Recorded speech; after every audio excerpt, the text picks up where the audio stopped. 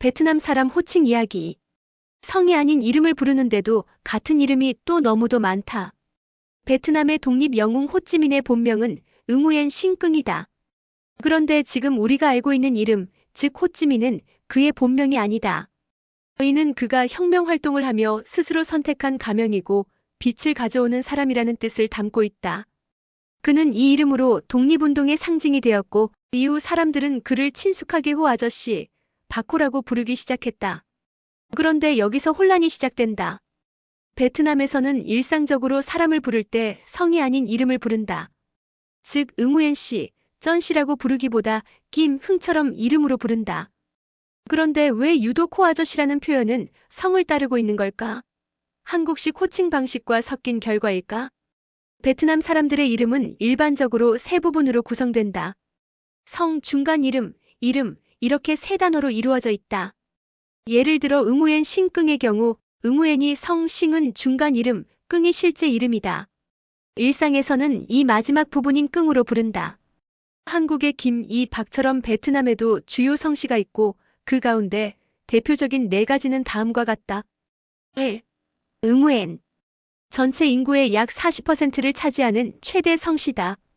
응우엔 왕조가 1800년부터 1945년까지 오랫동안 통치하면서 많은 이들이 권력층의 충성의 표시로 성을 응우엔으로 바꾸었다. 이는 마치 고려시대 왕건이 사성제를 통해 왕씨 성을 하사한 것과 비슷하다. 2. 증. 전체의 약 10%를 차지한다. 증 성은 역사적으로 고위 관료나 군 지도자에게서 자주 등장하는 성으로 왕조 체제 확장과 함께 퍼졌다. 3. 전. 전 왕조가 1225년에서 1400년까지 통치한 영향으로 확산된 성씨다. 당시 많은 이들이 권력에 편승하거나 동조하며 성을 바꾸었고 지금도 널리 사용한다. 4.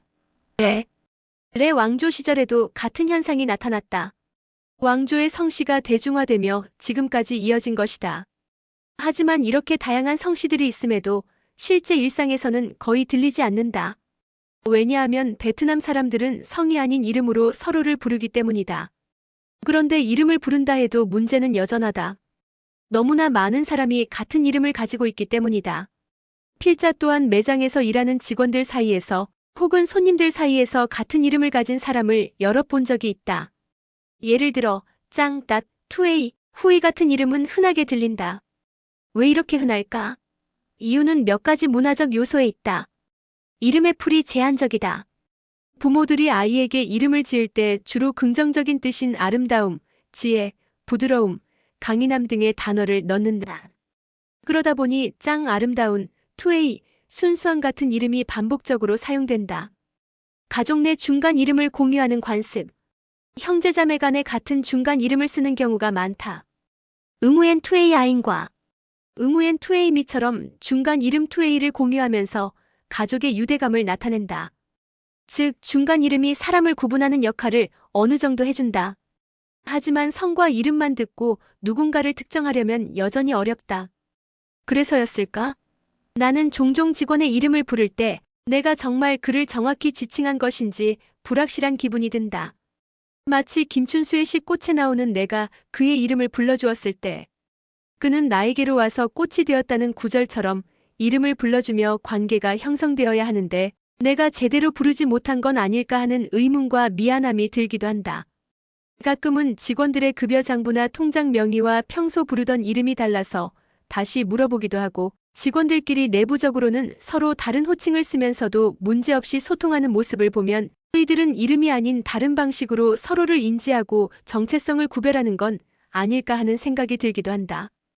호찌민도 이름이 수십 개나 있었다고 한다. 그럼에도 모두들 그를 정확히 알아보고 따랐다는 사실. 지금 내가 겪는 이름의 혼란은 어쩌면 베트남 사람들 입장에선 아주 당연한 것이고 내가 너무 복잡하게 생각하는 걸지도 모르겠다.